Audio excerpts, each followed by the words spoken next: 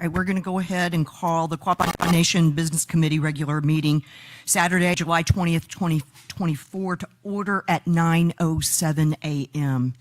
Everett Bandy, would you please lead us in the invocation this morning?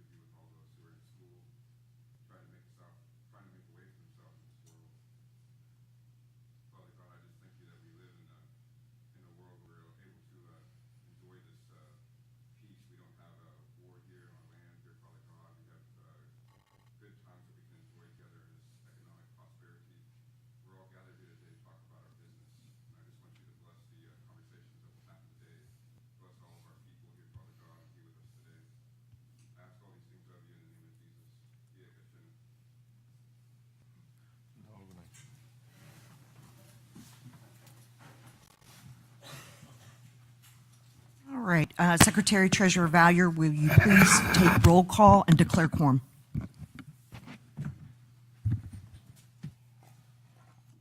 Chair Supinaw. Present. Vice Chair McKibben. Present. Secretary Treasurer Valier. Present. Member Mercer. Present. Member Davis. Present. Member Buffalo. Present. Member Giveswater. Present. Madam Chair, I declare a quorum. Great, thank you. Before we call for orders of the day, we do indeed have a resolution that's in the new business section that will be struck from the agenda. That's 072024-R. That one will be removed. Secretary Treasurer, would you please call for the orders of the day? Madam Chair, I call for the orders of the day as amended. Thank you. Business Committee, are there any corrections to the June 15th, 2024 meeting minutes? Hearing no objections, we're going to go ahead and take the vote. All those in favor of adopting the June 15th meeting minutes as distributed, please say aye. Aye. All those opposed? The ayes have it and the motion is adopted. The June 15, 2024 meeting minutes are adopted as distributed. Let's go on to the approval, disapproval for the directors and subcommittee reports submitted. Is there a motion to approve? Madam Chair, I make a motion to approve. Second. We have a motion on the floor to approve the directors and subcommittee reports as submitted. Is there any discussion? All those in favor of approving the directors and subcommittee reports as submitted, please say aye. Aye.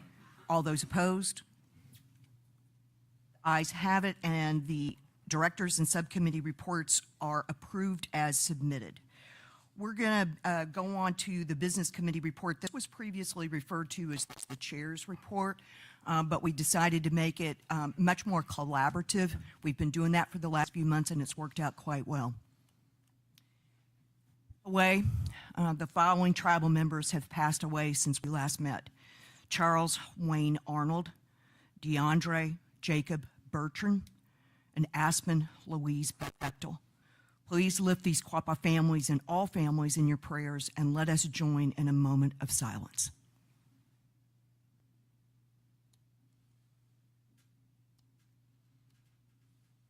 And again, we do have some announcements this morning. The first one is we are in discussions with the University of Arkansas about doing online courses in Word, Excel, and other Microsoft applications for our citizens, and they will receive college credit for it. We're in direct contact with the president of the University of Arkansas system in Little Rock. President Donald Bobbitt oversees the chancellors of all the University of Arkansas campuses. Offering this at a discounted rate to tribal members is important. President Bobbitt says this is how we'll get degrees from the University of Arkansas, either online, in person, or a hybrid model. The goal is to get in-state tuition approved through the legislature to give an opportunity to highlight the Quapaw Nation's history there. This is a more permanent solution than a University of Arkansas internal policy, so we look forward to those continued discussions. The first 911 call happened at the Emergency Operations Center on June 26th, so the EOC is now up, operational, and live.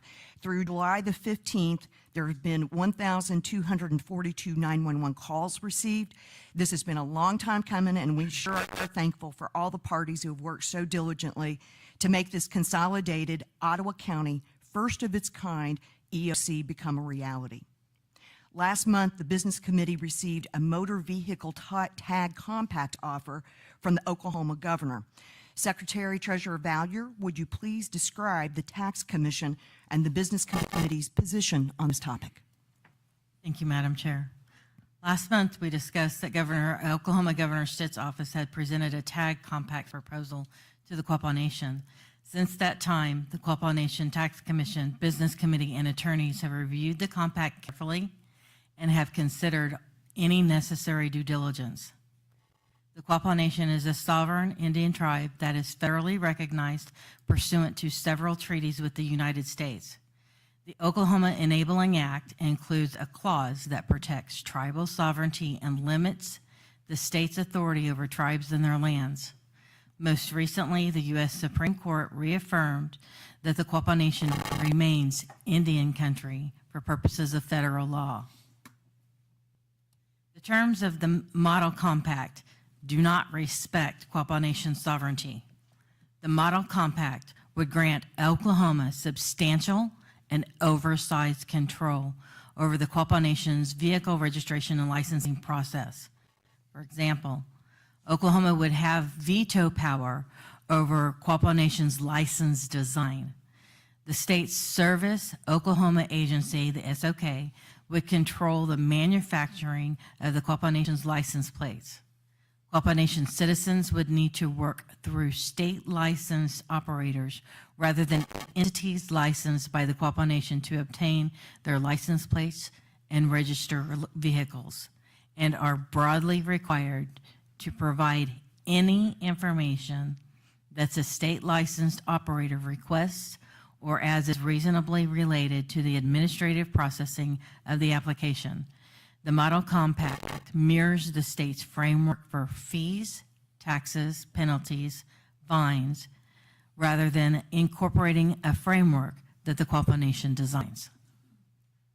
The Model Compact also contemplates a patently inequitable remittance arrangement. Basically, the Quapaw Nation would receive roughly 21% from any tag proceeds collected by the state. The remainder of the money would go towards various state funds from which Quapaw Nation members potentially realize no benefits. While we acknowledge that the Model Compact is as written contemplates Oklahoma taking on certain costs with respect to the vehicle registration and license process, the vast disparity between the amount of money that the state would collect versus remit back to the Quapaw Nation is unacceptable. Together, these terms suggest that the state views the federally recognized tribes as subjects to control rather than sovereign and independent governments. If Oklahoma State Governor Stitt's office is genuinely interested in negotiating fair and effective motor vehicle registration and license tag compacts with the Quapaw Nation, that it will need to eliminate or substantially modify the terms and provide us with a new compact template that respects our sovereign prerogatives. The Quapaw Nation Tax Commission and Business Committee have concluded that the proposed model is a one-size-fits-all compact that does not take into consideration the unique needs of the Quapaw Nation and therefore would not appropriately work for the Quapaw Nation members. Entering a tribal compact would negatively have an impact on the tribal tag department.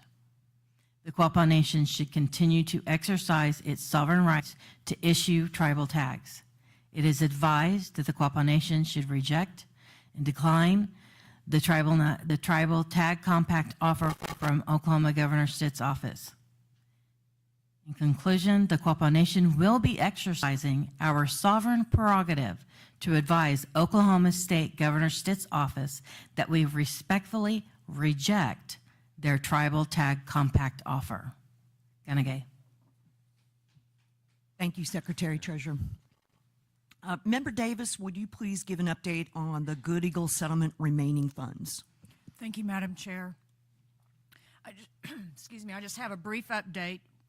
First of all, we appreciate your patience while these decisions are made and the processes are carefully planned.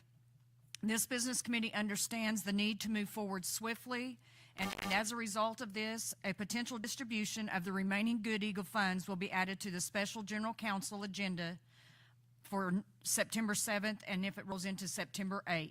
Ganagay. Thank you, Member Davis. Member Mercer, would you please provide an update on the Ray Property Home Project? Yes, Madam Chair.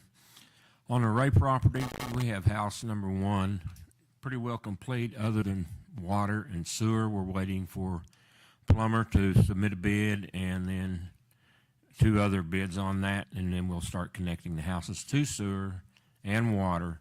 We have flooring down in 1 through 4.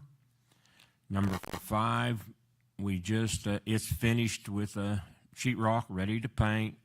6 is waiting on sheetrock, to be sheetrocked. And then we just, 7 is waiting on side panels, which they just delivered a little bit ago. I was out there this morning. So they will be working on 7 and 9 starting this next week to set those upright.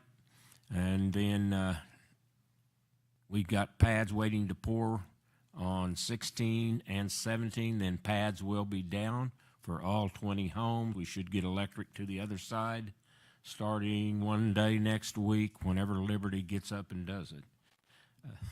Not that I think they're slow, but then we'll be moving right along. They are leveling phase 3 right now to grade level, so those 9 homes will be ready whenever we get around to moving in that direction.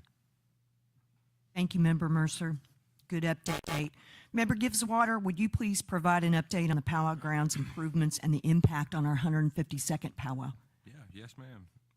Good morning, everybody.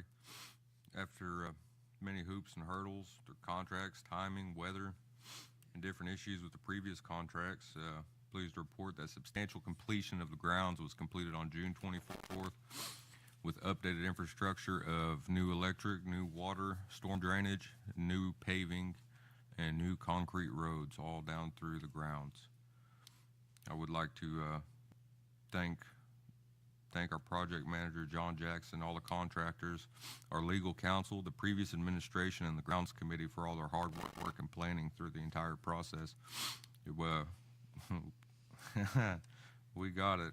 We completed the task at hand. It was very complicated, and everything kind of fell through about halfway through, but we was able to finish up. I would like to thank Chair Weena Supernon for really encouraging me to step into the role of general contractor along with the rest of the business committee. I haven't ever had to do anything like that before, but kind of felt like it was something needed to be done because I was born of this place here, these grounds, kind of grew up here. So it was a little more near and dear to me and the way I've lived my life. But I do want to thank you all for your support. I sure do appreciate it. It means a lot, and helping me help us get the job done. I know it's just the overall look is just a job, but it sure means a lot more than my little words can say, because these are our grounds. These are our grounds, our folks. It's where our folks come from, over here anyway. But however, we're not done with everything. We still have a lot more improvements, a lot more areas to improve as we go along in the future. So pretty positive with some good, accurate planning and some good collaboration between all the parties involved. We can move forward in the future and work on the next steps as we need to improve the rest of the grounds, because they do need a lot more work. And if anybody has any ideas, we're all ears. Anyways, that's all I want to say. Thank you, guys. Appreciate it. Thank you, Member Giveswater. Nobody better for the job. Member Buffalo, would you please provide an update on the Housing Resident Committee? Yes, Madam Chair. You know, if you can hear from the two previous speakers, actually three, the business committee is making great progress in realigning how this nation operates to the best for the people. You had several complaints, both minor and major, in regards to the housing. So after several meetings and discussions, we decided to develop a housing resident committee to see that some of these things do not get as far as a business committee. They can be resolved beforehand. And we asked the elder housing residents if they would be interested in serving on such a committee. We went to the elder housing committee because of their knowledge and their wisdom and their unbiased attitude toward situations. We felt they would give the best answers. And we asked them to submit their name if they were interested. 8 people submitted their names, and then the residents voted on them. Those individuals are Vicky Bratton, Steve Crane, Virgie Henry, Felix Hoffman, and Barbara Horn. These people would be charged with seeing that the residents of the housing the nation has follow the guidelines they sent and the regulation they signed when they became occupants. I think that where is confirmed as a committee, in the near future, the business committee will meet with them after they elect a chairman and a secretary of that committee. And as such, we can then move forward with procedures and how they operate. They will operate in conjunction with the housing director. Hopefully, some of these minor complaints never make it as far as the business committee. We shouldn't be deciding everything. And I would ask if the chairman would take the appropriate action to make this an official subcommittee of the business committee as required in the governing resolution. Thank you, Member Buffalo. The following individuals are hereby appointed to the Housing Resident Subcommittee: Vicki Bratton, Stephen Crane, Virgie Henry, Felix Hoffman, and Barbara Horn. Congratulations. We'll coordinate the next meeting. Is there concurrence among the rest of the business committee? Concur. Wonderful. Madam Chair, I will be abstaining due to the newly passed code of ethics, as I have a relative among them. Thank you. Thank you for doing that. Vice Chairman McKibben has an announcement to make. Would you please give him your attention? Thank you, Madam Chair. The Quapaw Nation Business Committee called a special meeting of the Quapaw Nation Indian Council to amend the governing resolution. Also, the remaining Good Eagle Quapaw settlement funds and the fiscal year 2025 NAGPRA budget, and potentially other matters to be discussed on to be discussed on Saturday, September 7th, and possibly September 8th if needed at the Downstream Pavilion. The amendments will resolve discrepancies in the governing resolution regarding who is a qualified voter, Section 2, candidate requirements, adding language and removing language, adding language for felonies and crimes of moral turpitude, remove language regarding nominees from the floor, and clarify pre-certification for Secretary Treasurer. So Section 3, who designates the election date and place, filing date, single candidate or no candidates. Section 4, vacancies for elected offices. Section 6.2, Ethics Commission vacancies. Section 9, strengthening language and striking some language regarding surety bond requirements and striking Commissioner of Indian Affairs language. Other items may be added to the agenda and will be included in the published notice that must be completed no later than August 6th. After the adjournment of the special meeting to amend the governing resolution, the Constitution Committee would like to facilitate an open dialogue to allow members of the special meeting to openly discuss and guide the Constitution Committee on various topics. Topics will include elections and procedures, terms of elected officials, number of general council meetings and rules, number of business committee meetings and rules, and options that balance and strengthen our governing powers. And there is also a block of rooms reserved for this time. That code, when you speak with the downstream reservation folks, the code is Tribe 24 for those block of rooms. Thank you. Thank you, Vice Chairman. Last item on the announcements, the Quapaw Nation has undertaken a request for proposal for our third-party administrator that helps us with our tribal member medical, dental, vision, and prescription reimbursement services. We just finished interviewing the providers who responded to the RFP. No decisions have been made yet. It's basically a good goal to conduct requests for proposals about every 3 years, and that's what we're doing and why. Our goal is to contract with the best service providers at the lowest cost possible. The Business Committee attended a few different events this last month. First was National Indian Gaming Commission training. We also interviewed and scored the top 3 requests for qualifications architecture candidates for the early design phase for the new tribal member services building. We have not made a final selection yet, but plan to do so shortly. The last thing we attended was the State and Federal Partnership Series, Serving Oklahoma 101, where Senator Mark Wayne Mullen and Oklahoma Speaker of the House Charles McCall provided an informative discussion with questions regarding state and federal representation, the importance of tribes and what they bring, including education, health care, and infrastructure to the state, are viewed as vital to the future success of Oklahoma. The nation held quite a few different events this last month. The first was the Quapaw Nation Language Department released their first song video rendition of Head, Shoulders, Knees, and Toes in O-gah-pah language. The video can be found online, and we're looking forward to the next video coming soon, so great progress there. We participated in Joplin's third Thursday in June. The Quapaw Nation put on an exhibition where several of our Quapaw Nation tribal members represented our culture through song and dance. This event was held with the Joplin Area Chamber of Commerce and the Equity, Diversity, and Inclusion Organization. Thank you to everyone who helped make this a great exhibition.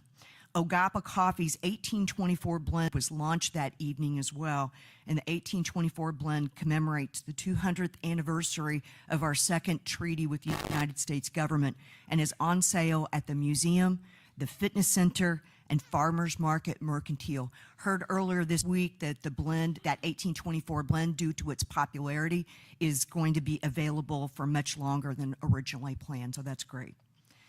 We also held the annual graduation banquet. Thanks to the Higher Education Department, they were able to celebrate students graduating from high school, college, and vocational programs. Each graduate went home with a certificate and a prize, and the banquet has grown every year, and this was the biggest one yet. Congratulations to all of the graduates. There was a ribbon shirt class held for the 5th to 12th grade children through our youth program. Camp Quapaw was put on by the youth program as well. It was a great success. The camp catered to our youth in grades 2 through 12. A total of 46 students attended, making this year's camp a big hit. A huge to all those who participated and helped make this educational event enjoyable and memorable for all. There was also a Southern Plains moccasin class that was sponsored by, again, the youth program for grades 5 through 12. The annual health fair was held at the fitness center and was well attended by all the nation's departments. The Quapaw Nation Elders Activity Center also had a free Indian taco for the community, which was sponsored by the Title VI and the Business Committee. General Council, of course, was held on July 4th, where there were 705 tribal members in attendance. It was also the nation's 152nd powwow, which was effectively pulled off by powwow chairman Tony Shawnee and his entire powwow committee staff. Thank you to all of them. We're already looking forward to next year's powwow, and thank you to all of those who put time in and effort to achieve a safe, fun-filled powwow for everyone to enjoy. There was a beaded earring class held at the Tribal Library and sponsored by the Institute of Museum and Library Services out of Washington, D.C. There was a camp dress class held by, again, our youth program. That youth program, they're pretty hard working. It's wonderful. It's sponsored by SAMHSA for students for grades 5 through 12. The children who attended had so much fun. They taught Kristen Keys and Carolyn Knott in one more day of fun-filled sewing. So let's just say they all walked away with more than one skirt. KSN has done a few specials on air with Bubba Evansko to highlight our farmers market. They talked about the farmers market, which is held on the first and third Fridays of the month, a preview of the farm and how it's maintained without harsh chemicals, the bees, I really enjoyed the bee segment, and the honey they make, and preserving foods with a pickle demonstration. So we do have a couple of upcoming events that we want to make sure people are aware of. For those who applied by the July 12th deadline, the Quapaw Food Sovereignty Department and Quapaw Cattle Company are putting on another food distribution. The distribution pickup dates are July 22nd to 27th, so that's next week. To pick up your distribution, you must have your tribal ID with picture or driver's license and enrollment card. If you're picking up for someone else, a copy of the required ID is acceptable. I know a lot of families come together to make it easier. Grand opening of the Quapaw Nation Emergency Operations Center is actually next Tuesday at 10 a.m. Everyone is welcome to join us. So, I mean, we're looking forward to that. On July the 23rd and 24th, there's a ribbon shirt class for grades 5 through 12 hosted by the youth program.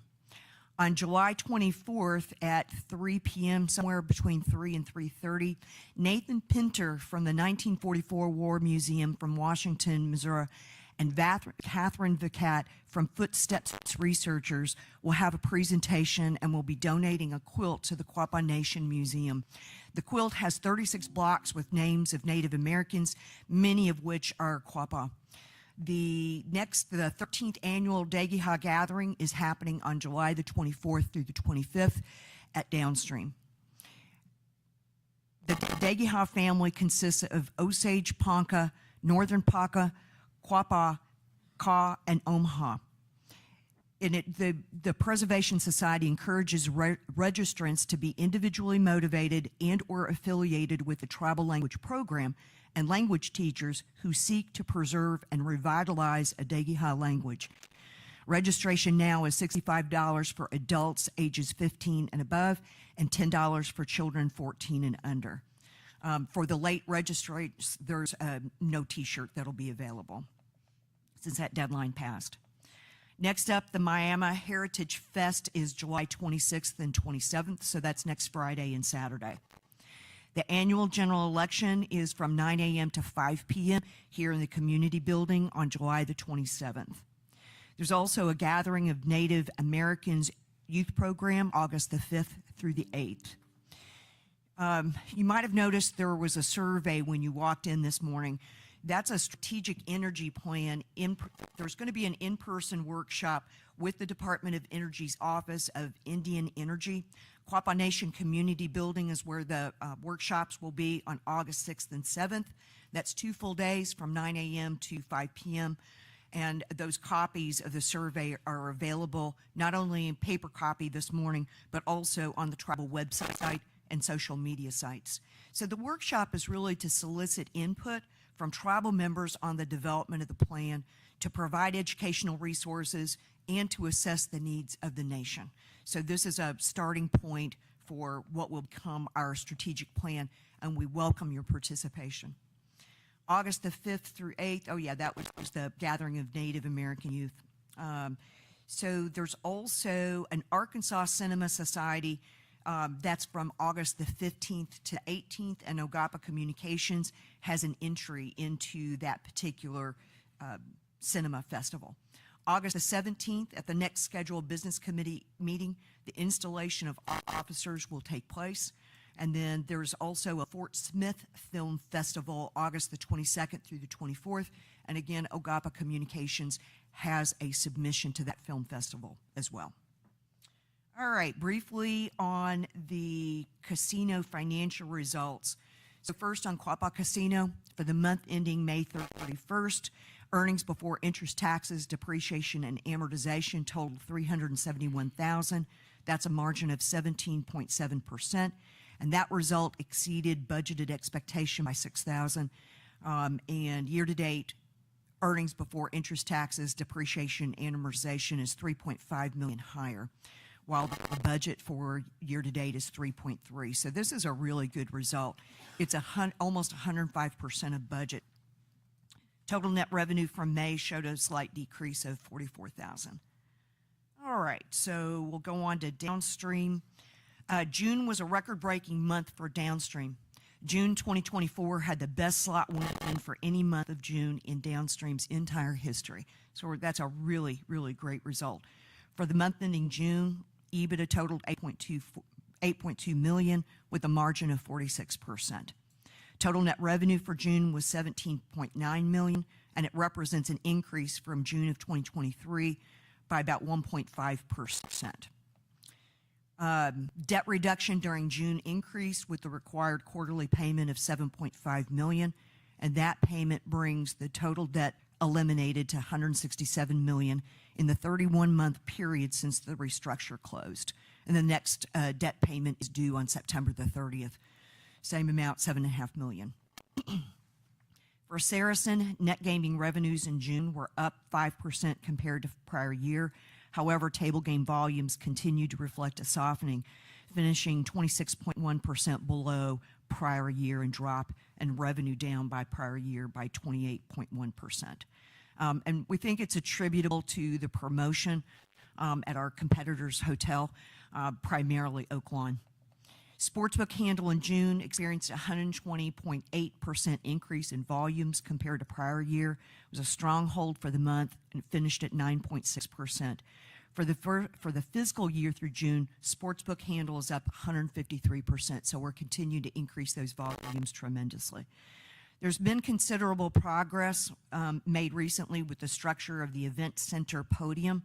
The 7th floor of the hotel development has been poured, and we even saw the beginnings of the 8th floor earlier this week and expect to add a floor every 2 weeks until the topping off in October. Updates on the timing of the development will be forthcoming with the initial estimates pointing to the fall 2025. Okay. That concludes the business committee report. There's a lot going on. Let's go on to the subcommittee reports. Shall we start with the elders, our O-Guah-Pah Wisdom Keepers, Ms. Grace?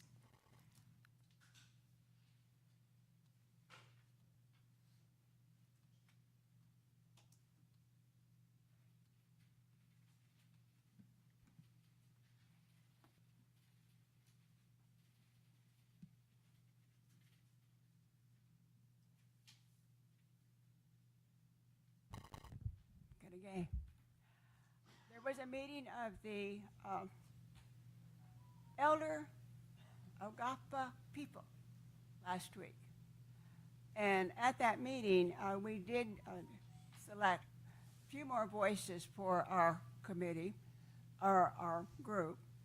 And they are Susan Davis, Carolyn Knott, Bill Daughtery, and Betty Uga'xpa. Those are in addition to Brenda Murray and myself. At the meeting that we had last week, excuse me, we are still looking towards a fall trip and learning some additional information on that. With the planning of the trips that we will have, we do indeed want to be inclusive.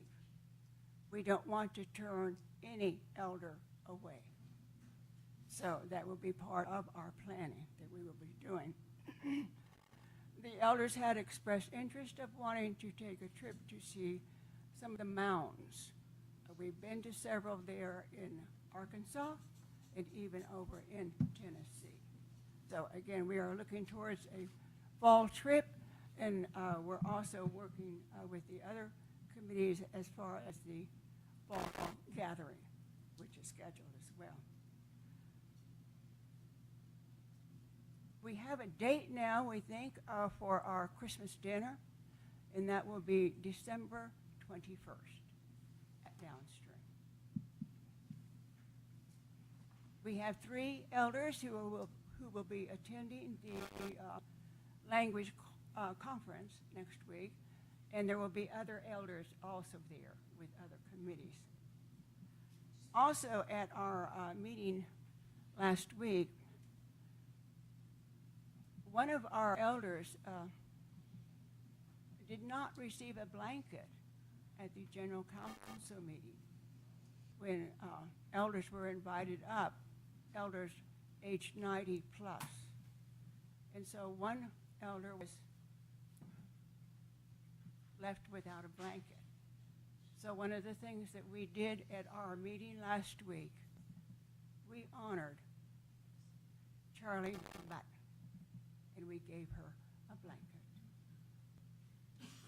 Our next meeting will be August the 1st, and again, for all you elders, age 60 plus, we welcome you to our meetings, and we certainly do welcome your input. So again, that's news from your O-gah-pah, elder O-gah-pah people. Thank you, Grace. All right, do we have an update for the Culture Subcommittee?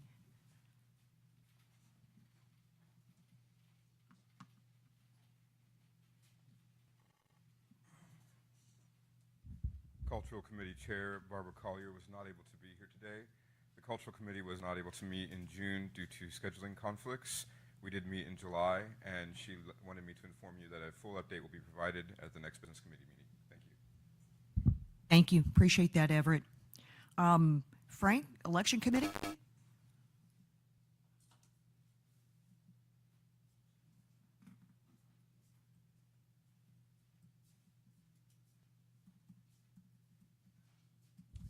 Good morning, everyone.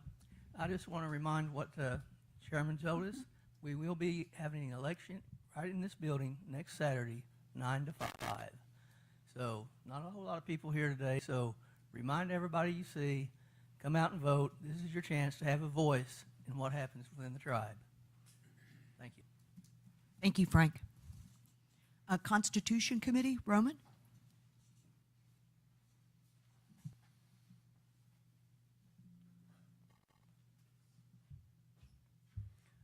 Good morning, everybody. It's good to see everyone. Good to see Joey with your hair combed. We're going to be collaborating with the Business Committee on final language on our part of what we need to submit for the final posting and for whatever documentation we need to get provided for the upcoming special meeting. We've been in some deeper conversations about the possibility of this Constitution Convention and what that's going to look like both internally and operationally, and that's also something that I'll be setting up a time to meet with the Business Committee about regarding just feasibility, funding, logistics, and things like that. One of the things we're discussing is we announced at General Council that we would like additional delegates tribal delegates to be a part of this process with us. And so what we're discussing now is how does selection of that delegation work for us? So those are some things that you could look forward to us announcing coming up as we work out those kinks. As you heard, everybody heard this morning, there's additional items to be had at the upcoming special meeting. The Constitution Committee is okay with those things going in front of the Constitution Committee stuff because everything that we're doing is kind of ties into the discussion that we're hoping to have at the end of everything. So just wanted to put that out there also. Also, there will not be a regular meeting this Monday. I'll be indisposed, so we won't be able to, we won't be having a meeting. So if anybody was going to join, not happening this week. And that's all I have. Thank you so much. Good update. Are there any other subcommittees? Good morning, Heather. Good morning. My name's Heather Dismiuk. I'm with the Grievance Committee. We just wanted to let you guys know that the emails will be updated hopefully this month with the new 3 new committee members. And this morning we voted myself as the chair of the committee, and then our secretary is Carrie Sisson. And that's the only update we have right now. Wonderful. Congratulations. Sounds like you guys had a very productive meeting this morning.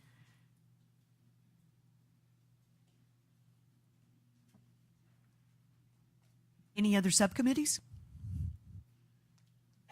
All righty. Let's go on to the Downstream Development Authority, Quapaw Casino Authority update. Cuggy?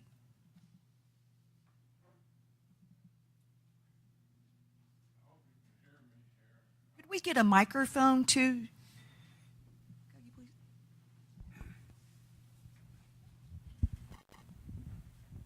Thank you. Thank you. The Downstream Development Authority met yesterday, and we started the process of approving the budgets for the next fiscal year. We're going to do downstream development, the downstream casino, and then we'll go to Saracen and Quapaw Casino.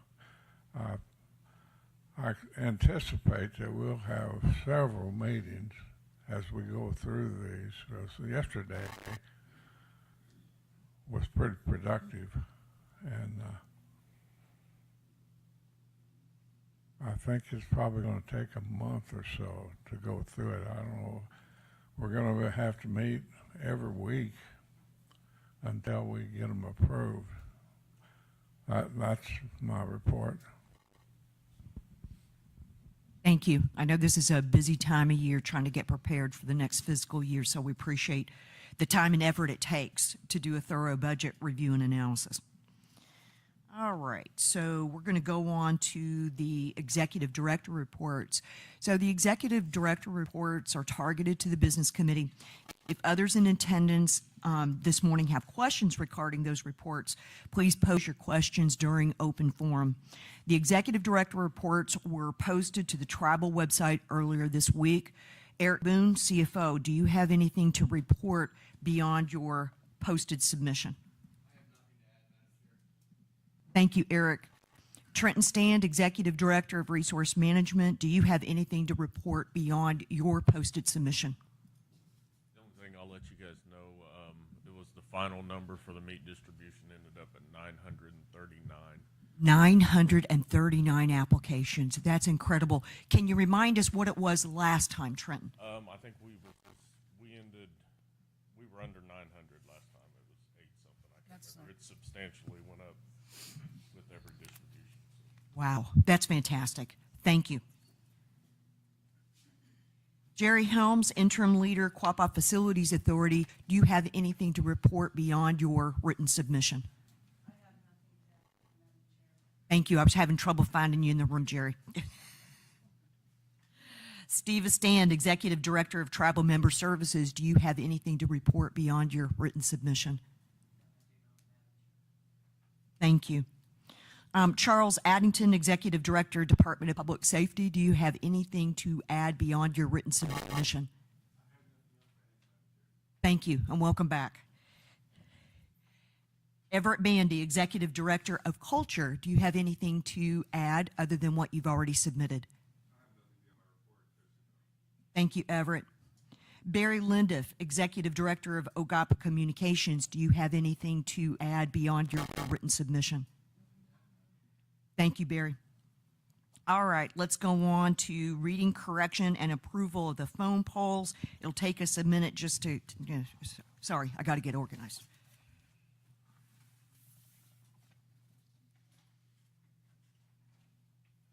All right, Member Mercer, would you please take the first one, please? This phone poll is number 29472, and it was a request to purchase a QCC J9 or JD6R 130 tractor. And the only thing I can tell you about that is that it's a tractor. It was requested by Stephen Dismuke, and the Quapaw Cattle Company is requesting to purchase a replacement tractor as 4 of the 6 tractors have various mechanical issues and are no longer operable. This was approved by a count of 7 approvals, no reject, no abstentions, no one was absent. It was approved on 6/20/2024 at 8:48:36 a.m. Thank you. Member Buffalo, would you please take the next phone poll? This is poll number 29474. Again, it's a purchase request from the Quapaw Cattle Company for a JD 6R 145 tractor. I have to agree with Larry. I don't know anything about a tractor, but Quapaw Cattle Company is requesting to purchase a replacement tractor as 4 of the 6 tractors have various mechanical issues and are no longer operable. The replacement tractor is needed for ongoing operation. This was sent to a phone poll due to time constraints on the purchase and the need for it because of summer ongoing operations. This was approved by a vote of 7-0 and was certified at 6/20/2024 at 11:15 a.m. Thank you. Vice Chairman McKibben, would you please take the next one? Yes, ma'am. This poll number 29862 is a poll for approving change of order of RSM US LLP engagement letter dated September 12th, 2023. This was sent to a poll to expedite their consulting service of the engagement. This poll was approved by a count of 5 approvals and 2 abstentions and was certified on 7/9/2024, 7:52 a.m. Thank you. I'll go ahead and take the next one. It's poll number 29891. It's a resolution to amend Resolution 12-1823-H that was submitted by the Realty Department. The resolution amends the legal description and corrects the statement locator within the exterior boundary on Resolution 12-1823-H, as in Harry. This was sent to a poll because the corrected documents are needed to close on the property that's scheduled for next week. The approval count was 7, and it was approved and certified on July 8th, 2024. Secretary Treasurer Valier, would you please take the next one? Certainly, Madam Chair. Poll number 30167 is the I-8P report for housing. It was a poll for approving the fiscal year 2025 Indian Housing Plan to be submitted to the Department of Housing and Urban Development, Southern Plains Office of Native American Programs. This was sent to a poll because the deadline for submission is July 18th. It was approved with 7 approval count, 0 reject. Certified date is 7/15/2024. Thank you. Member Davis, would you please take the last phone poll?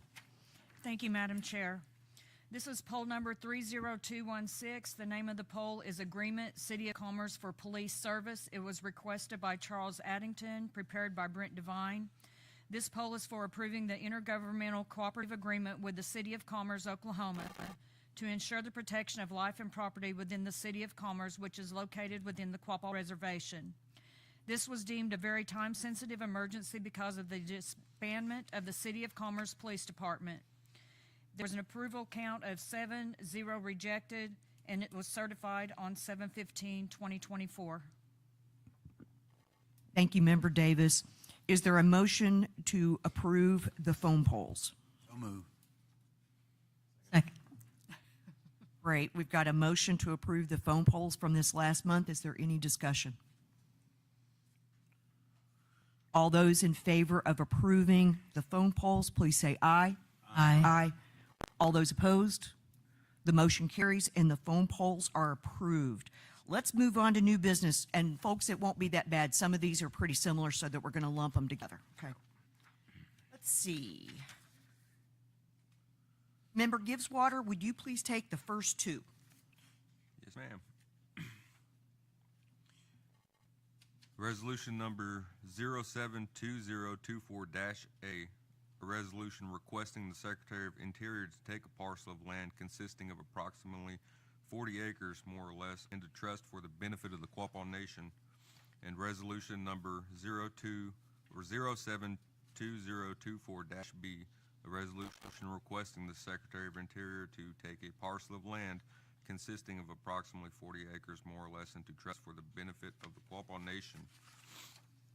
Therefore, be it finally resolved, the Quapaw Nation Business Committee hereby authorizes the chairperson of the Business Committee, vice chair of the Business Committee, or an authorized representative of the Business Committee to execute and submit a mandatory fee to trust application with respect to the property allotment to the Bureau of Indian Affairs and to execute grant deeds and conveying title to the subject property to the United States of America to be held in trust for the Quapaw Nation.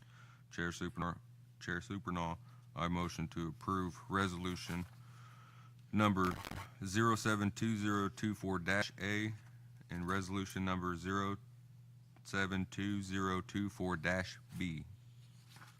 So one thing I wanted to point out before we proceed, I think I said it incorrectly. Can you also go ahead and cover resolutions D through G due to their similarity?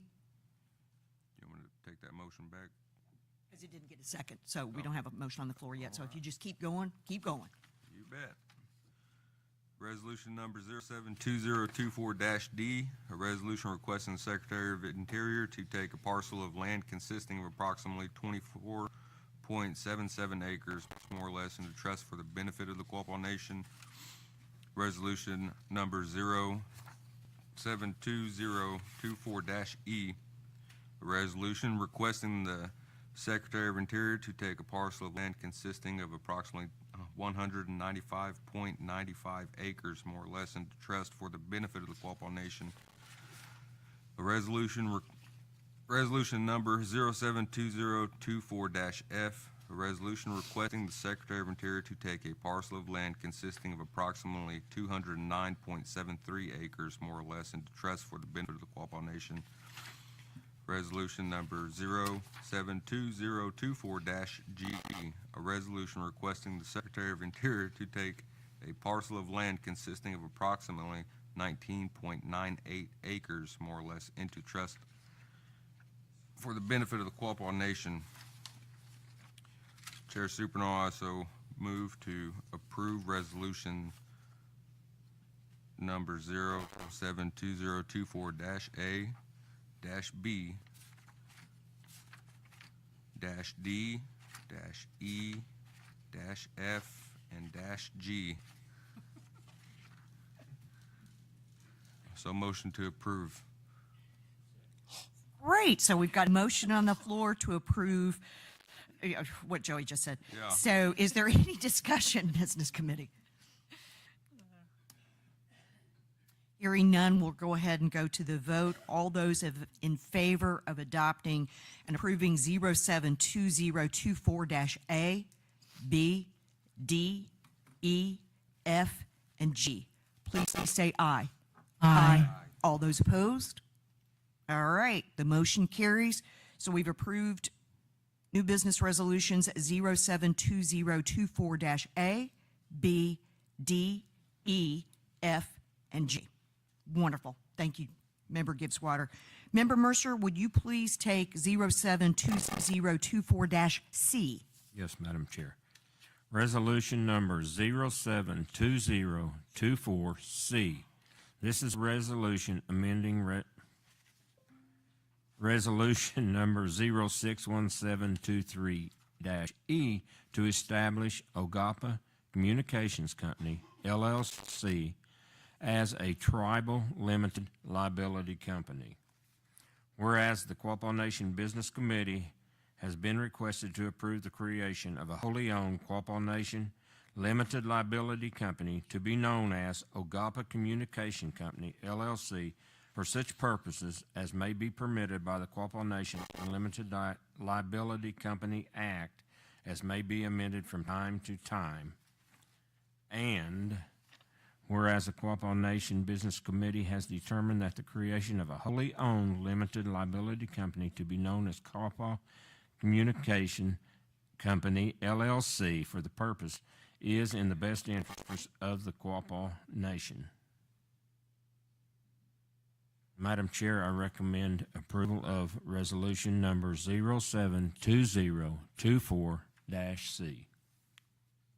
Second.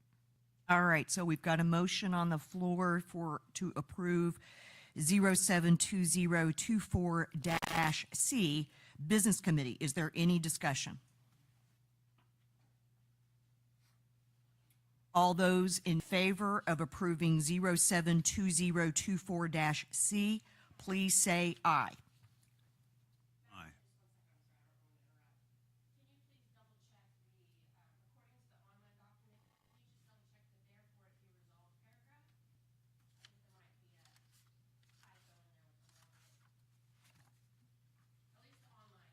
Hold on just a second.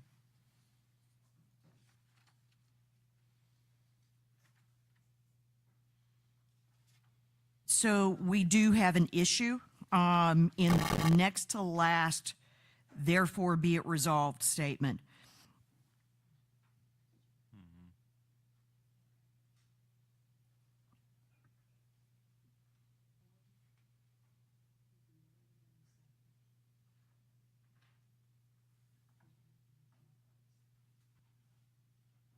Madam Chair, I move to amend previous motion.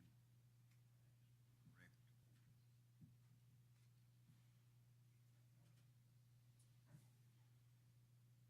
Can you state what the content of the correction should be, or what you want to change it to in that double I statement?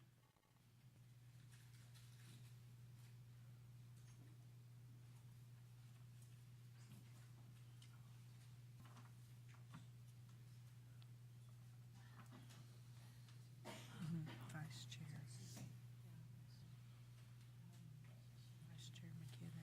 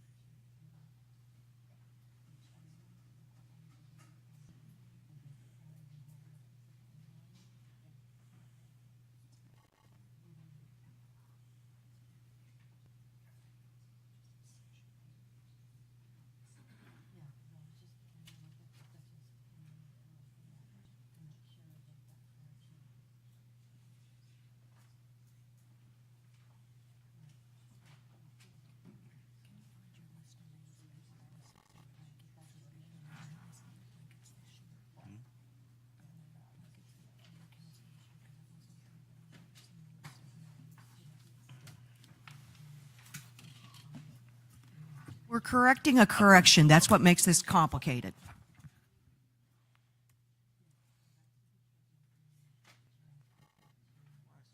See it? I just read right.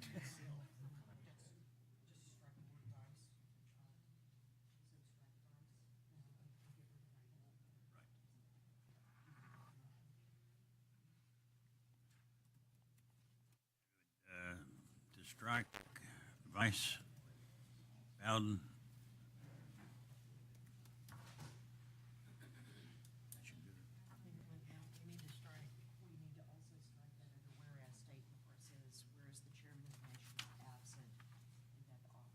That's on the first page.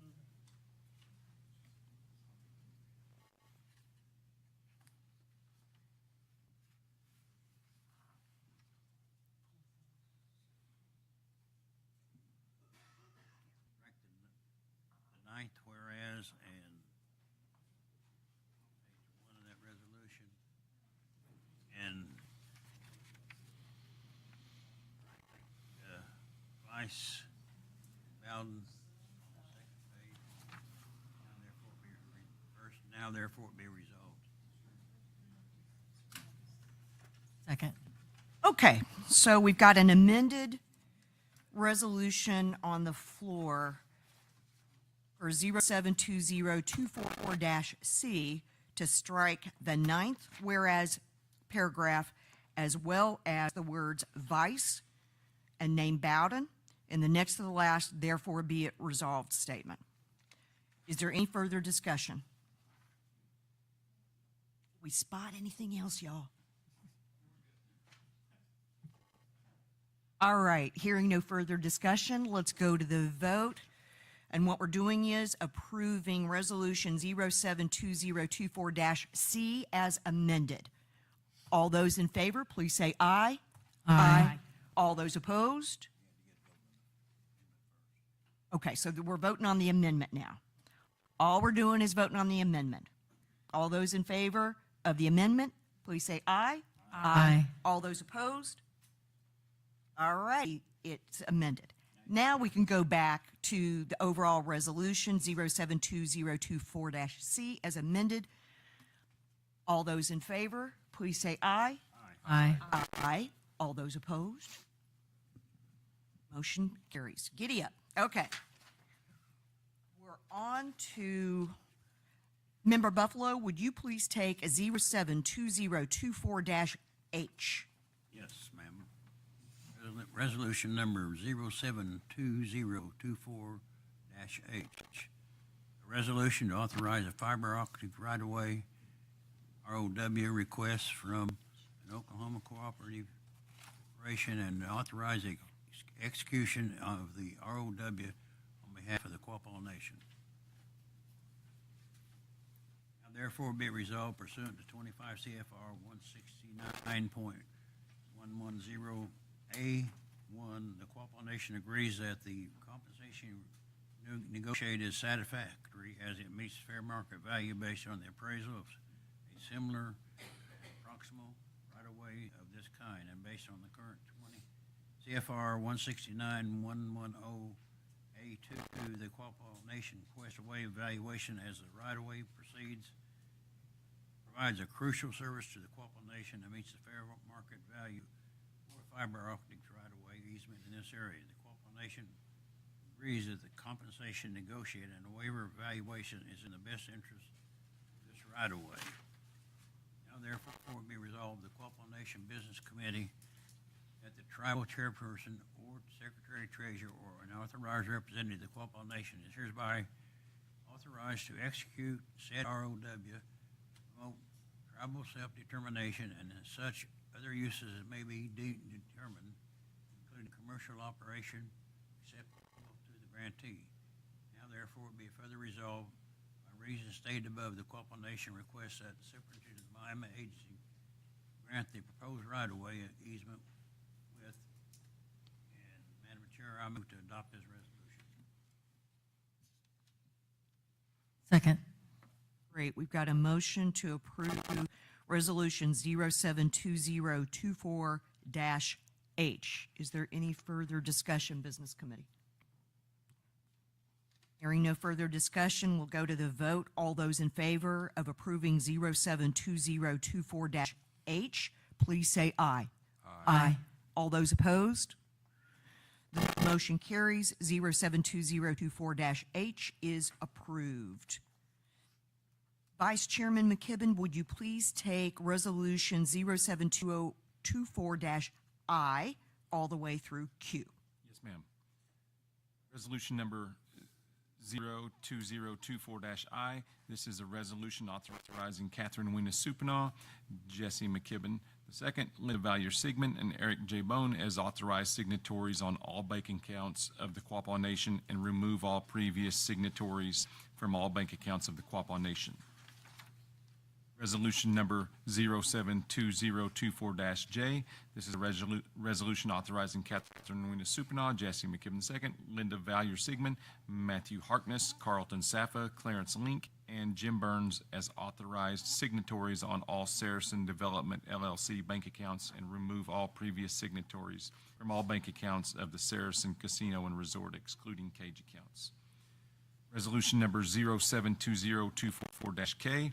This is a resolution authorizing Catherine Wina Supernod, Jesse McKibben II, Linda Valier-Sigmund, and Mary Caballero as authorized signatories on all downstream casino and resort bank accounts, excluding cage accounts, and remove all previous signatories from all bank accounts of the downstream casino and resort, excluding cage accounts. Resolution number 072024-L, a resolution authorizing Catherine Wina Supernod, Jesse McKibben II, Linda Valier-Sigmund, and Mary Caballero as authorized signatories on all bank accounts of the Downstream Casino Golf Club, LLC, and remove all previous signatories from all bank accounts of the Downstream Casino Golf Club, LLC.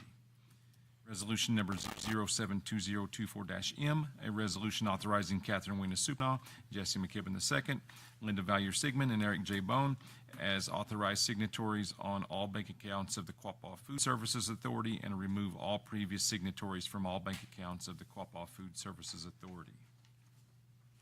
Resolution number 072024-N, a resolution authorizing Catherine Wina Supernod, Jesse McKibben II, Linda Valier-Sigmund, and Eric J. Bone as authorized signatories on all bank accounts of the Quapaw Services Authority and remove all previous signatories from all bank accounts of the Quapaw Services Authority.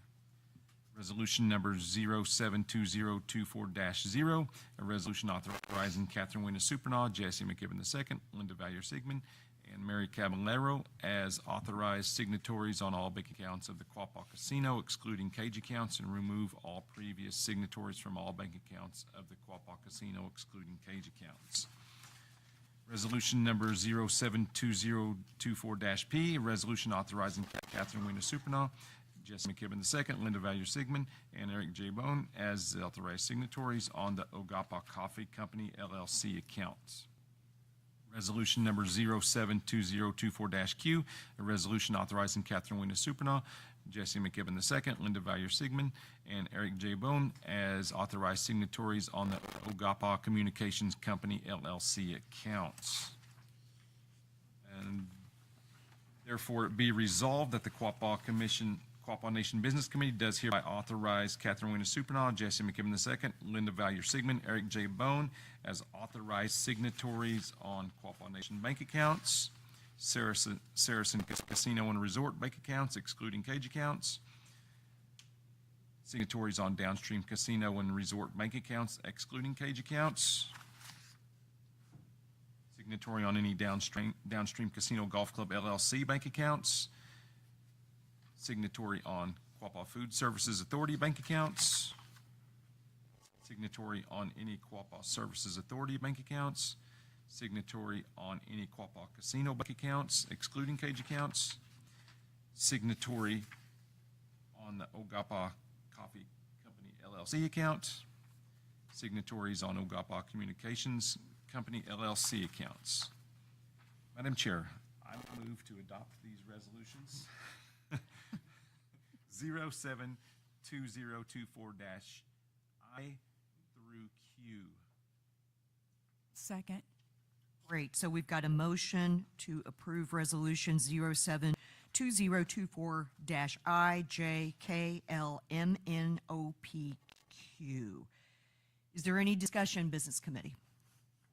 One thing I wanted to bring out is, for those in the audience, you may recall we have gone through this exercise a whole multitude of times over the previous months.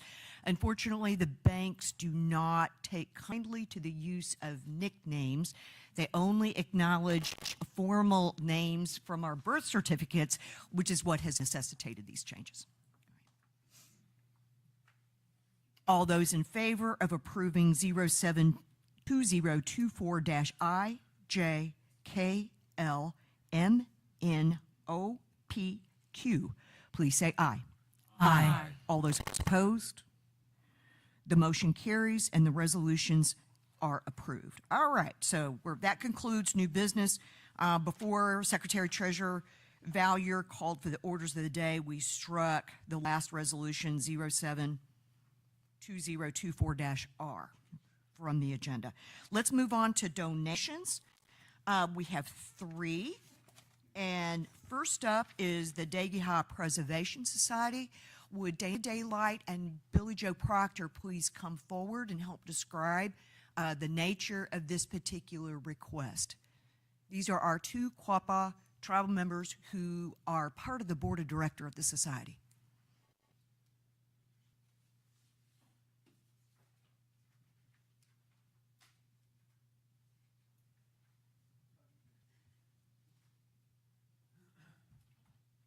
Good morning. Good morning.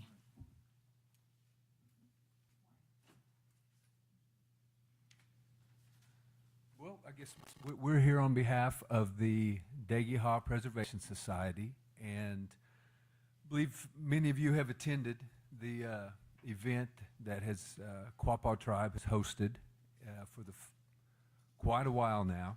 And what this is the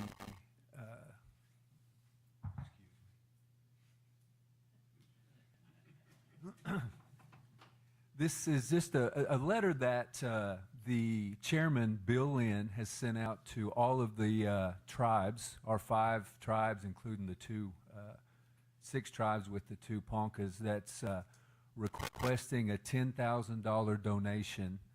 And like I said, those of you that have been there, it's just a wonderful cultural exchange with our 5 tribes. We get back together, and it's all based on the language. But this money it will go forward to just help pay for the meals and the room, everything at the casino.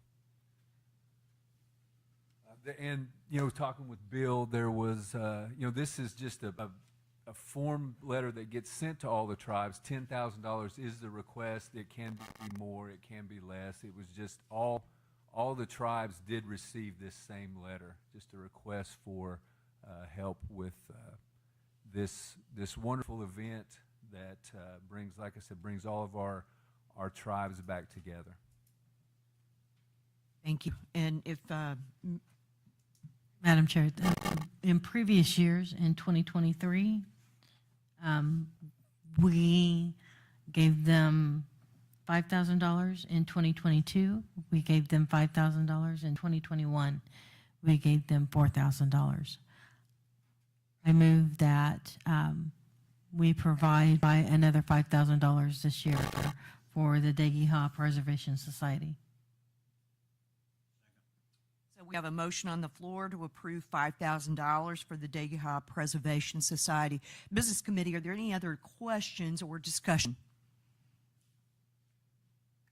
Okay, hearing none, we'll go to the vote. All those in favor of approving the $5,000 donation, please say aye. Aye. All those opposed?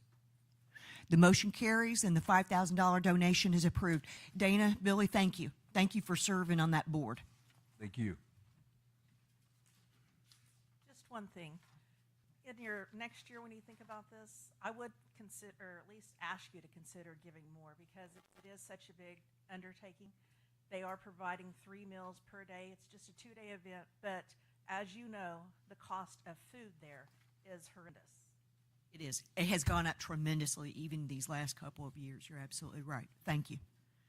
All right, let's go on to the Ottawa County Livestock Premium Sale.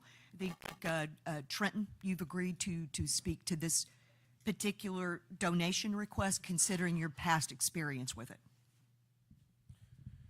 So as I understand it, in the past, I spoke with Mitch. He said it's been a few years since the cattle company side has provided a donation, but when they had participated in that, he said usually it was triggered by a tribal member that I think has been involved, and usually there's basically 3 tiers, as I recall, of the types of donations. I think what you guys received was just a general form request. So they're open to anything, but how it's structured is anything less than $250, they just welcome. Anything over $250, you get recognized as a buyer in the premium sale.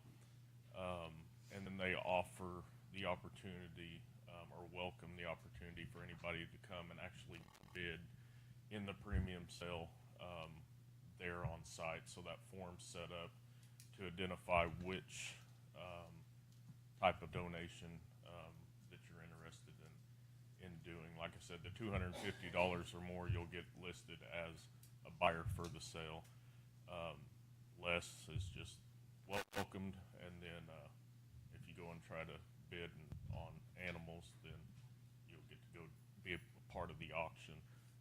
I don't know on the admin side in years past. I know back when I showed through high school, I think the tribe actually did come and bid on one of my animals when I was in high school, but I don't know on the admin side how much participation has occurred recently. I was just able to talk to Mitch, and he said it's been a few years since they participated, but when he did, it was like the $250 buyer amount. Thank you, Trenton. Are there any other questions for Trenton? Trenton, do we have any Quapaw students that are participating this year?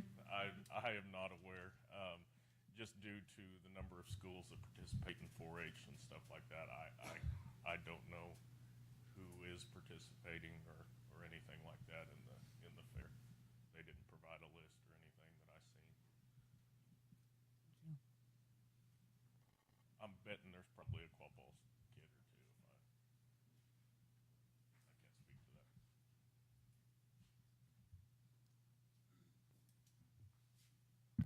that. Madam Chair, I'd be making an assumption, but we had some the last 2 years because we helped them with the showing of their animals. Madam Chair, I'd like to make a motion that we donate $500 to the Ottawa County Livestock Sale. All right, so we've got a motion to approve $500 for the Ottawa County Livestock Premium Sale. Business Committee, are there any additional questions? All right, let's go on to the vote. All those in favor of approving $500 for the Ottawa County Livestock Premium Sale, please say aye. Aye. All those opposed? The motion carries, and the $500 is approved for Ottawa County Livestock Premium Sale. The last one is My House Sober Living. Thank you.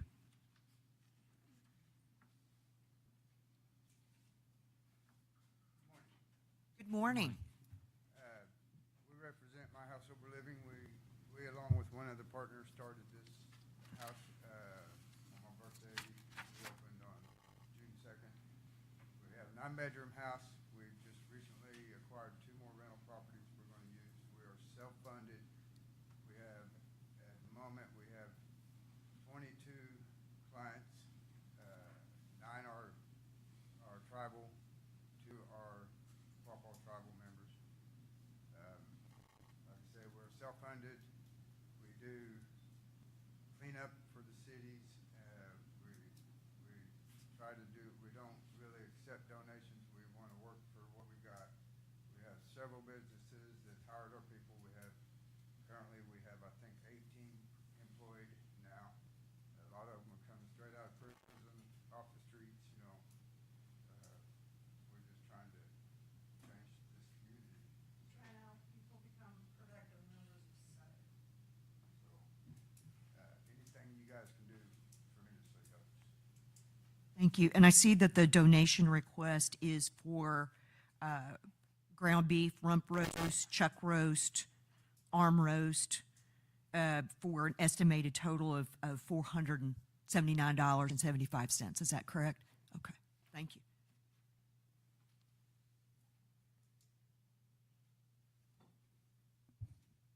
Madam Chair, I move to make a donation with what has been presented and what the request is. And I just want to personally say thank you for what you've brought to the community. We have a lot of members that, not just in our tribe, but within other nations as a whole, that suffer with addictions. And I just want to say thank you for that. And I move to make this request. Round that up. Yes, I would move to round that up to $500 worth of meat. second that. Great. We've got a motion on the floor to approve the, a rounded figure of, equivalent to $500 for these meat items. Are there any further questions, Business Committee, or discussion? Hearing nothing further, let's go to the vote. All those in favor of approving the donation, please say aye. Aye. All those opposed?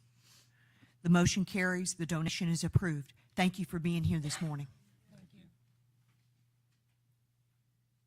All right, so that's all the donations for today. Let's go on to open forum. Just as a quick reminder, in order to speak, an individual must have submitted the form or must pertain to topics on today's agenda. There is a 5-minute time limit, 1 trip to the podium. Please be respectful, use the microphone. We do have 2 individuals who submitted the form, so let us hear from them first. First up, we've got Bonnie Schalk.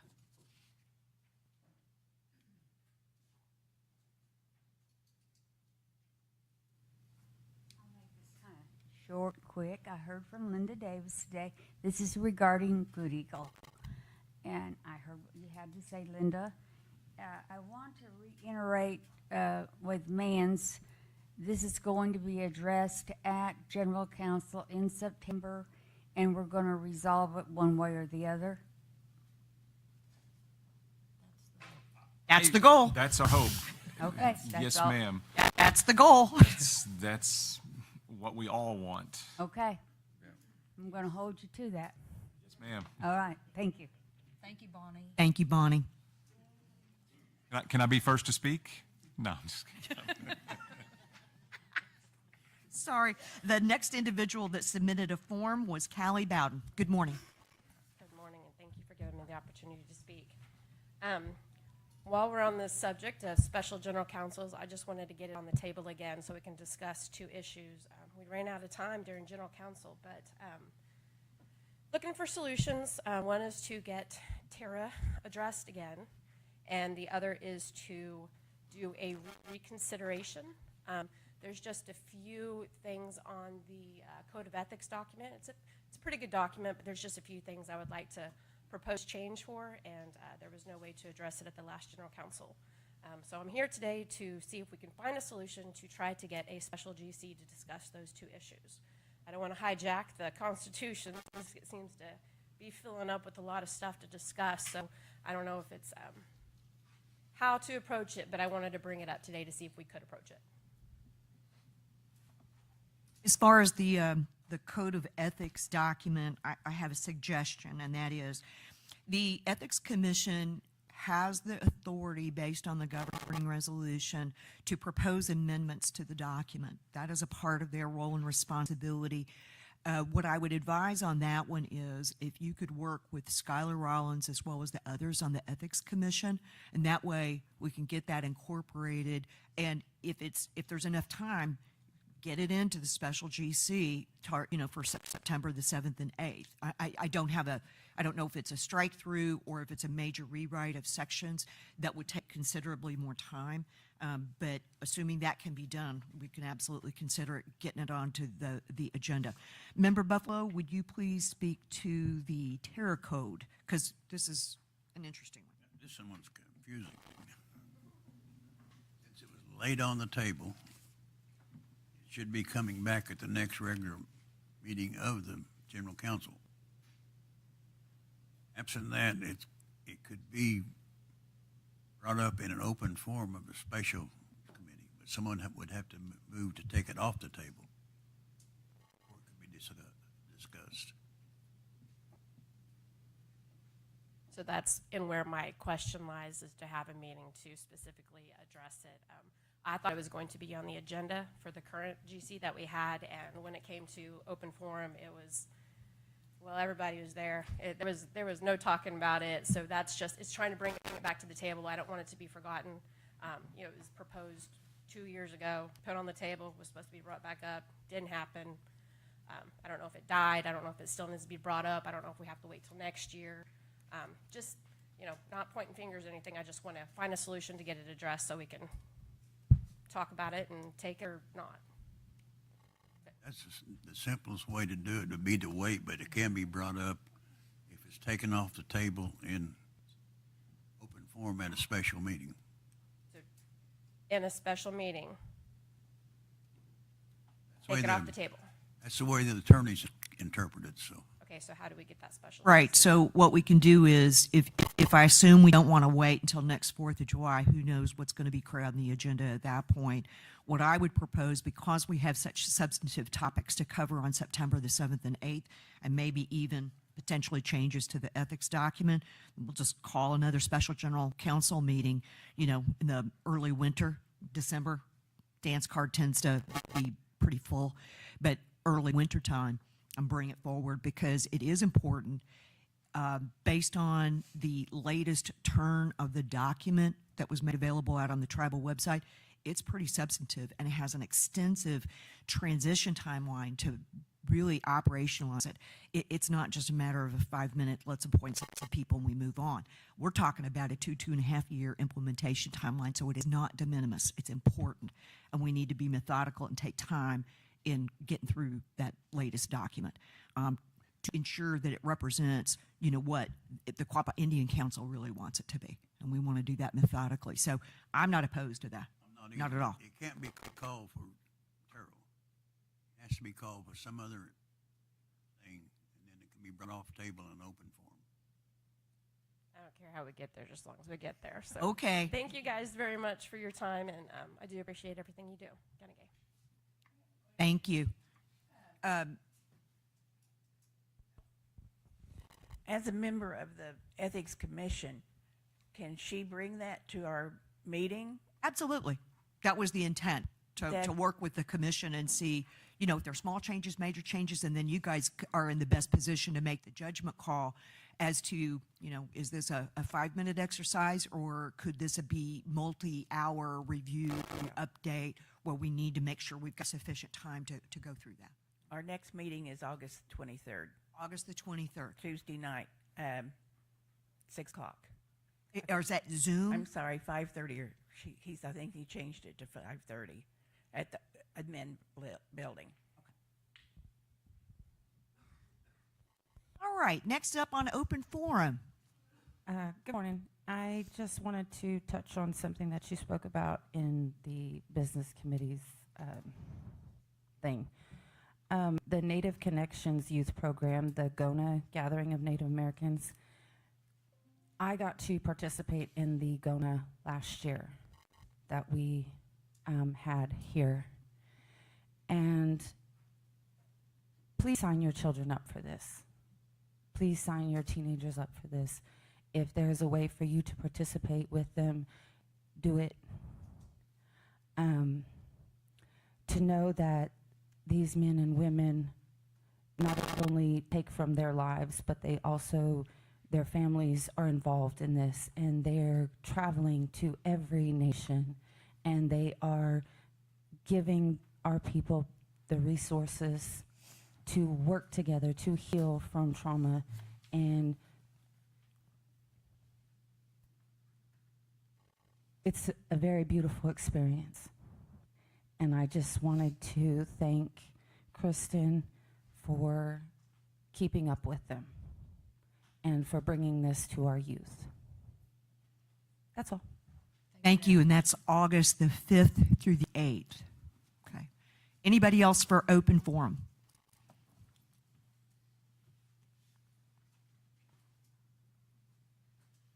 Hi, Business Committee. On the topic of removing something from the table, I just wanted to encourage the Business Committee to take another look at that, because the Taro resolution was placed on the table 2 years ago, and the next regular meeting was this past July 4th, and when it wasn't removed from the table, it technically died at that point. So where we're at right now is that it should be a new motion, which this body is allowed to present, but it would have to be in the form of a new motion. That's all. Thank you. Anybody else for open forum? Oh, Brenda. I would like to say that I do agree with you, Roman.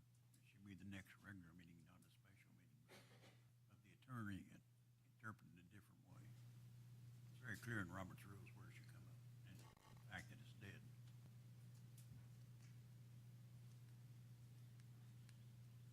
I just have a request. Is this on? At the general council, when we presented blankets to over 90-year-olds, I think that should include even the 90-year-olds that couldn't attend general council. And our oldest member is 98 years old last Christmas, and she is in California. And I think we ought to send something of recognition to her. We have,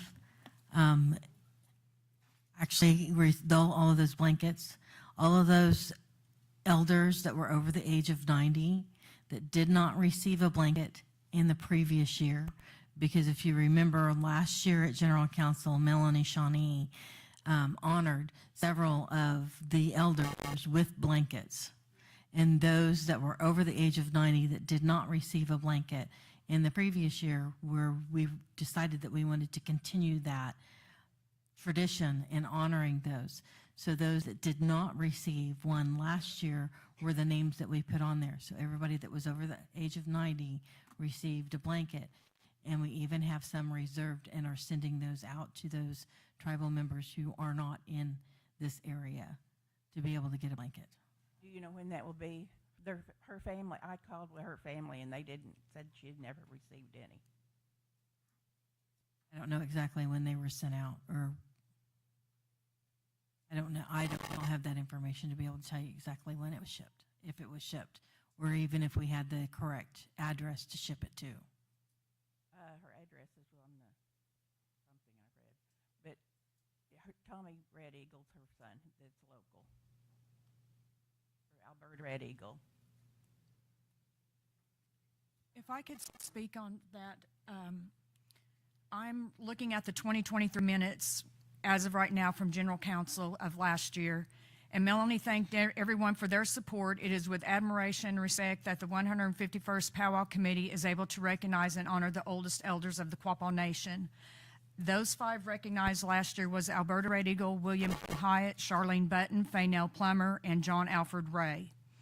We, as a business committee, want to continue with that, but I will say that I was not present at the 2024 General Council just this past July, as I was serving as a head cook for the passing of our tribal member. But I will also say that it was never my understanding that they were to get a blanket repeatedly every year. And if I did misunderstand that, I truly apologize. But I know that Alberta was not present last year at the 2023 meeting, and that the family was there. So I'm not sure what has taken place. I do have contact with Tommy as well. That is my family. And again, there was families that were recognized this year in 2024. And again, I will repeat that I was not aware that it was the desire to give those individuals 90 plus a blanket every year. It was my understanding that if they received one in 23, we went to the next pool, again, pulling from the enrollment department and getting that next age list of 90 and above and not repeating. So if that's a misunderstanding on my part, I do apologize, but that's all I have to say on that matter. So thank you, Brenda, for bringing that to our attention as well. Thank you. Gonna gay. Anybody else for open forum? Nothing besides, that's how I understood it as well. We were just trying to cover the ones who were never honored. Try to include everybody. So that's all I got. Member Gibbs-Water, I'm sorry, do we have somebody else for open forum? Yes, Michael Whitecrow. This is more of a question related to the Taro motion, since it apparently has technically died since it was not brought off the table. For the election committee, is it possible to get a petition to force a special general council for Taro?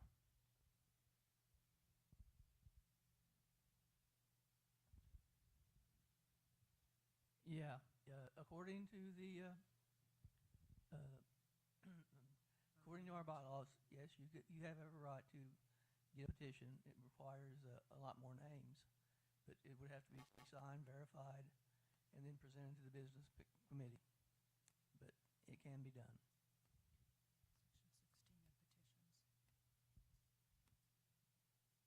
Thank you. This is just my opinion, but I'm not convinced that we need to commence a petition process to something that at least some of us have already agreed we're intending to do. I hate to see people go through that, because according to the governing resolution, it requires 30% of the enrolled members for the people to force a special GC. I don't think it required. I don't think that's necessary is my only point.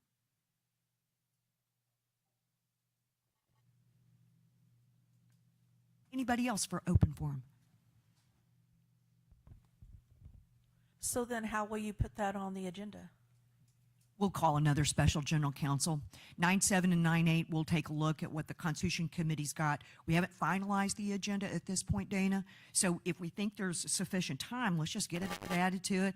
We'll say, okay, let's make a new motion to get Tara reconsidered. We'll go through the review and hopefully get something important reviewed. But if there's, based on the 2 days that are being planned right now, if we don't think there's enough time, we'll just call another special general council. I'd like to add too that just because tarot died on the table does not mean that the documentation that's already out there can't be reused. We can still use that. Oh, absolutely. It was updated as recently as, I want to say, June the 24th. Yes.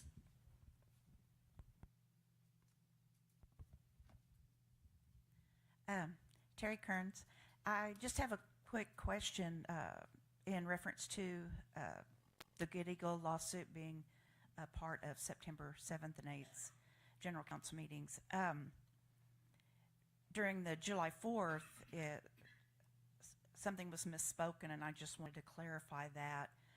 It was mentioned that all of the tribe paid for the $44 million that went to that went to pay the attorneys for the Good Eagle lawsuit. That was incorrect information. As in every lawsuit, the settlement money, the attorneys are paid off of the top of that. So that did not come out of the tribal members' pockets. That came off of the top of the Good Eagle settlement monies. So I just wanted to clarify that, to make that known. So because it made me feel like it kind of tainted the voting process in Actually, redistributing Terry, that monies. the money that was paid to the attorneys was paid for by the Quapaw Nation. There was over $11 million that was paid directly by the Quapaw Nation to the attorneys for that. As far as I know, there were no funds from the settlement amounts that was paid to the attorneys. Okay. Well, I'd been reading Mom's stuff. She had every document. She served on that committee for almost 20 years, and that's in the latest documentation. That's the way I understood it, and that's the way she'd explained it to me as well. But I've recently read that the tribe was, if the tribe was out any monies, they were supposed to be reimbursed off of the top of that. Because I can't remember the exact amount. It was like 134 million or something like that was supposed to go to the tribe or something, and they were fussing about it a little bit, I think. But that's what I understood from the paperwork, is that the tribe, if the tribe was out of pocket money, the settlement monies, the tribe would be reimbursed first. So, I mean, that's what I just wanted to make clear, just to see which way it really is.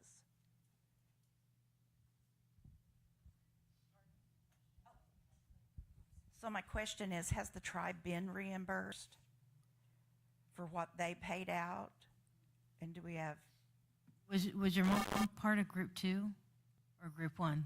She's the claimants? first. It's Edwina Wheeler Busby. So she was not in the group that went attached to the Bear lawsuit. She was only on the original Good Eagle lawsuit. There were two groups within the Good Eagle. So was she part of the Group 1 or Group 2? Yeah. She was a part of Yeah, Group well, 1? Yeah, she's part of Group 1. So even the documentation that was provided multiple times, timeframe 2018 toward the end of 2019, the letters from at that point, the tribal attorney repeatedly stated that the legal fees would be paid for by the Quapaw tribe. Okay.